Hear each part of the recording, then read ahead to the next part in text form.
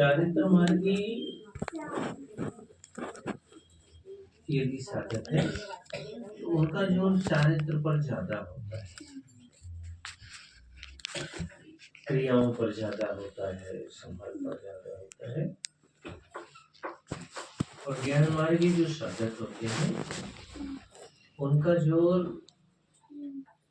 परिणामों पर ज्यादा होता है, साक्षी भाव पर ज्यादा होता है।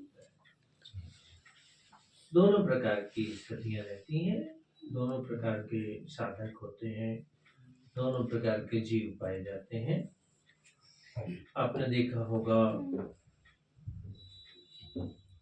कोई चारित्र की संभाल करते हैं, जैसे मुनियों को देखा होगा ना आपने, वो क्या करते हैं, चारित्र मार्गी करते हैं। उनके जीवन में चारित्र का विशेष योगदान रहता है, चारित्र की विशेषता रहती है उनके जीवन में। और एक होते हैं जो ज्ञान मार्गी होते हैं, जो ज्ञान की विशेषता रखते हैं। मोक्ष मार्ग में दोनों जरूरी है, चारित्र भी जरूरी है और ज्ञान भी जरूरी है। दोनों का बैलेंस बनाना जरूरी होता है। ना अकेला ज्ञान होता और ना अकेला चारित्र होता। भूमिकानुसार दोनों की संभाल होना जरूरी होता है। चारित्र की भी जरूरी है और ज्ञान की भी जरूरी है, ज्ञान भाव की भी जरूरत होती है। तो कोई सिर्फ तत्व की चर्चा आदि करते हैं तो उनको ऐसा लगता है कि सिर्फ यही मोक्ष का मार्ग है, और कोई चारित्र का पालन करते हैं, वो सोचते हैं यही मोक्ष का मार्ग है। और सौभाग्य है कारणपंथियों का, जो ज्ञान भी स्वीकार करते हैं और चारित्र भी स्वीकार करते हैं। ये समन्वय का मार्ग है। ज्ञान अंतर की साधना है और चारित्र बाहर की साधना, और दोनों मिला करके मोक्ष का मार्ग बनता है। विशेषता किसी की ज्यादा किसी की कम हो सकती है, ज्ञान किसी को ज्यादा हो सकता है, किसी को कम हो सकता है, चारित्र किसी का ज्यादा हो सकता है, किसी का कम हो सकता है, लेकिन मूल दोनों का जो आधार है वो सम्यक होता है, वो सम्यक होता है। यदि सम्यक्त के साथ ज्ञान का मार्ग या चारित्र का मार्ग, ज्ञान थोड़ा बहुत कम ज्यादा हो जाए, चारित्र थोड़ा बहुत कम ज्यादा हो जाए, चलेगा, लेकिन श्रद्धान कम ज्यादा नहीं होना चाहिए। श्रद्धान तो ज्यादा ही ज्यादा होना चाहिए, वो कम नहीं होना चाहिए, है ना। निर्णय कम नहीं होना चाहिए, आत्मा का अनुभव, आत्मा की अनुभूति कम नहीं होना चाहिए, श्रद्धान कम नहीं होना चाहिए। यदि उसमें दोष लगता है तो फिर चाहे ज्ञान मार्गी हो चाहे चारित्र मार्गी हो, दोनों संसार के कारण बन जाते हैं। इसलिए सबसे पहले जीव को श्रद्धा अनिवार्य है। काय की श्रद्धा अनिवार्य है? आत्मा की श्रद्धा अनिवार्य है। जैसे आचार्यों ने सम्यक तो कहा है, जैसे कहीं सम्यक दर्शन भी कहा जाता है, सम्यक दर्शन होना जरूरी है। शायद हमने पहले चर्चा करी होगी।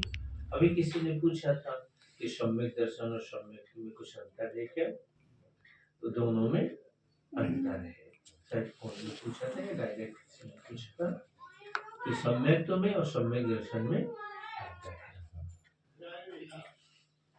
सम्यक दर्शन और सम्यक में अंतर है। एक बार हमने ऑनलाइन क्लास ली थी करणानी की, हमने एक विषय दिया था करणानी योग में कि विष्णु कुमार मुनिराज थे।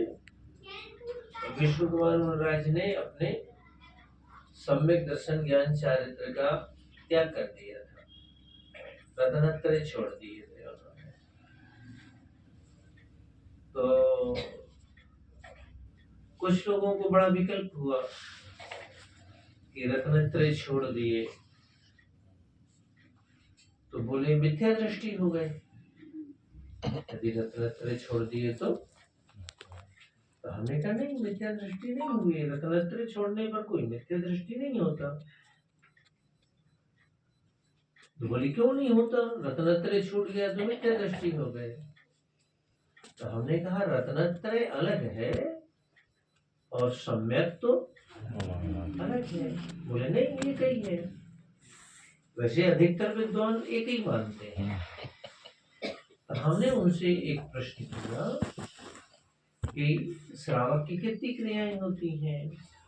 अविरत सम्यक दृष्टि श्रावक की, श्रावक की, हाँ मतलब अविरत सम्यक दृष्टि श्रावक की 18 क्रियाएं होती हैं। तो हमने कहा कौन कौन सी होती हैं। तो बोले पहली सम्यक होती है, दूसरा अष्टमूल गुणों का पालन, तीसरा रत्नत्रय की साधना। तो हमने कहा रुक जाओ। हमने कहा आपने पहली क्रिया कही सम्यक और दूसरा तीसरी कही रत्नत्रय की, तो सम्यक भी लिया और रत्नत्रय भी लिए। रत्नत्रय में सम्यक दर्शन, सम्यक ज्ञान और सम्यक और सम्यक अलग से लिया। तो अलग अलग होंगे तब तो 2 बार लिया, एक ही होते तो फिर 2 बार लेने की जरूरत क्या। 18 क्रियाओं में सम्यक भी लिया है और सम्यक दर्शन भी लिया है। तो आचार्यों को इतना ज्ञान नहीं था क्या कि सम्यक तो सम्यक दर्शन अलग अलग है कि एक ही है। उनको भी इतना ज्ञान था कि एक ही है कि अलग अलग है। तो फिर उन्होंने कहा हाँ बात तो सही है। फिर उन्होंने पूछा क्या अंतर है। तो हमने कहा सम्यक दर्शन होने के बाद जो श्रद्धा उत्पन्न होती है वो कहलाती है सम्यक, उसे कहते हैं सम्यक। उनको फिर भी समझ में नहीं आया। तो बोले आप ऐसे अनुभव से बता दो। तो हमने उनसे कहा कि आत्मा का प्रत्यक्ष दर्शन करने का नाम है सम्यक दर्शन और उसकी प्रतीति बनी रहने का नाम है सम्यक। उसकी श्रद्धा बनी रहे इसका नाम है सम्यक। बोले उदाहरण से समझा दो। हमने कहा प्रत्यक्ष रसगुल्ला खाना सम्यक दर्शन है और परोक्ष रसगुल्ला खाना सम्यक है।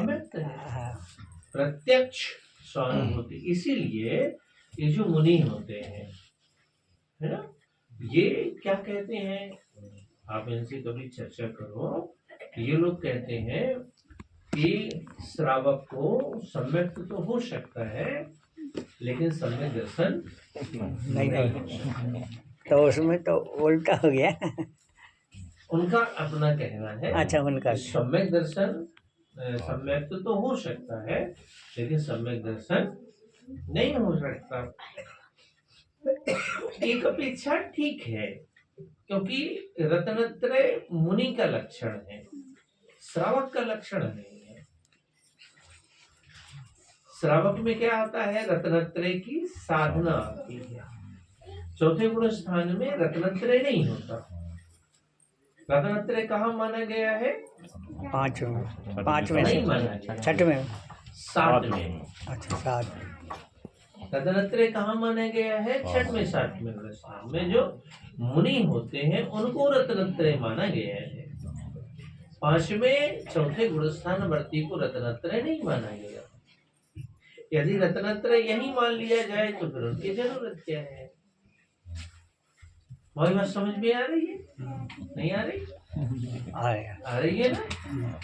तो हमने उनसे जब ये सब चीजें खुलासा करके समझाया तब उन्होंने कहा कि हाँ रत्नत्रय अलग है। तो हमने ये कहा कि विष्णु कुमार मुनिराज ने रत्नत्रय का त्याग किया क्योंकि साधु पद छूट गया और चौथे गुण स्थान में आ गए। कहाँ आ गए वो, चौथे में आ गए। तो वहां श्रद्धा तो रही, सम्यक तो रहा, मिथ्या दृष्टि नहीं हुई, लेकिन रत्नत्रय भी उनका नहीं। और ऐसे एक आचार्य ने नहीं, अनेक आचार्यों ने ऐसा किया है। ऐसा नहीं किसी एक आचार्य ने किया हो, और भी आचार्य हुए हैं जिन्होंने इस तरह का किया है। जैसे विष्णु कुमार मुनिराज ने भी किया है और भी आचार्यों ने अन्य आचार्यों के रत्नत्रय की रक्षा के लिए अपने रत्नत्रय का त्याग कर दिया, अपने रत्नत्रय को छोड़ दिया। क्योंकि ज्यादा लोगों को यदि लाभ मिलता है और एक को हानि होती है, तो एक की हानि उठाने में कोई नुकसान नहीं। ये सहज कार्य है और धर्मात्माओं के अंदर तो ये होता ही होता है। जैसे मान लो हम लोग थे छिंदवाड़ा में और एक आदमी की समाधि से हो रही थी, समाधि हो नहीं रही थी, वो व्यक्ति उनकी पूरी लंबी घटना तो न सुनाएंगे, पर इतना बता देते हैं कि वो व्यक्ति धर्म कर्म से ज्यादा संबंध नहीं रखते थे, बस मंदिर के साथ नीचे बैठ करके ताशे खेलते थे, पत्ता होता ना पत्ता। अब उनका जो भी भाव रहा हो भगवान जाने, हमें तो नहीं पता, बट लोगों ने जो कहा कि वो मंदिर के नीचे बैठते थे और पत्ते खेलते थे। 3-4 बुजुर्ग बैठ जाते, काफी बुजुर्ग थे, लगभग 70 साल 75 साल के रहे होंगे, बैठते थे वहीं खेलते रहते थे, बैठे रहते थे और 2-2 4-4 6-6 घंटा बैठते थे। कभी दोपहर में लगे हैं, सुबह लगे हैं, शाम को लगे हैं। उनकी जो मिसेज थी बड़ी धर्मात्मा थी, तो उनको आभास जैसा भी लगा हो कि अब शायद इनका अंतिम चल रहा है, ज्यादा दिन बीमार भी नहीं रहे, और उन्होंने उनका जब अंतिम समय आया, उस समय हम लोगों का सामायिक का समय था, हम लोग सामायिक में बैठे थे, तो 12 बजे के लगभग का समय था, सामायिक कर रहे थे, तो उनकी मिसेज लेने आई कि चलिए अब आप बताइए हमें सामायिक करना चाहिए कि वहां जाना चाहिए।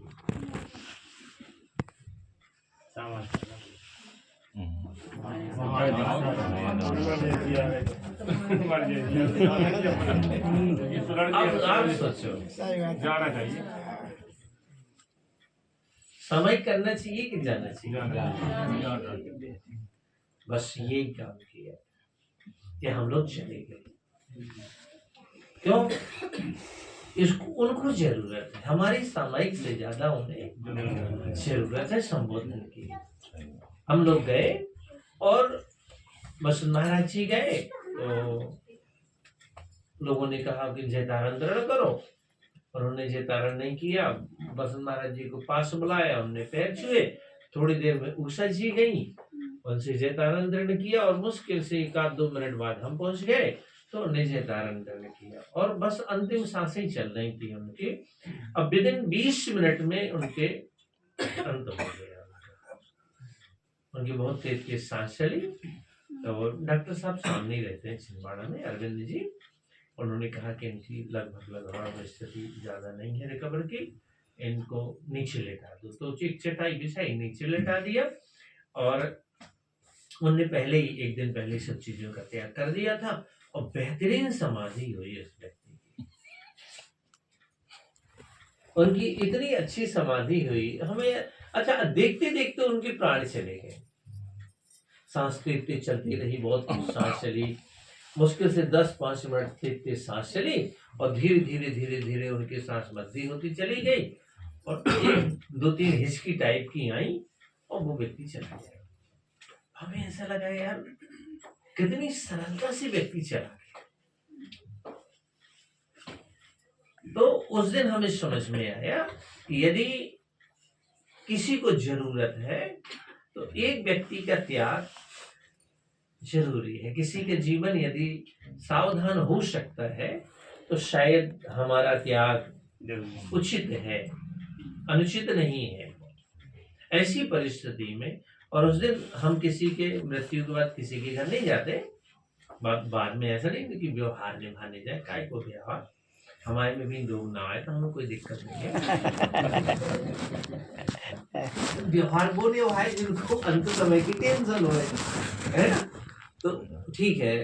लेकिन यदि हमारा ये है, यदि किसी को जरूरत है संबोधन की, तो उस हमने कल एक वर्षों किसी से कहा था हम यहीं पे कि यदि वो रात के 1 बजे 2 बजे 4 बजे भी आता है तो हम उसके यहाँ चले जाए यदि उसे जरूरत है।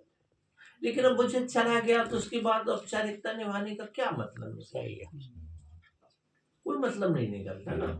जब उसे जरूरत है तब जाना चाहिए। ऐसे ही हम आप लोग उससे कहते हैं, जो यात्री आपके मुकाम पे आया है, जो भी यात्री है, मतलब आपका जो भी रिश्तेदार है, जो भी रिश्ता है, आप उसको हंसकर विदा करने की आदत करें, बढ़िया संबोधन करें, उसको हंसकर विदा करें। देखो जाना तो है ही है, आप रोके विदा करेंगे तो उसके भी परिणाम विचलित हो सकते हैं, उसकी यात्रा खराब हो सकती है।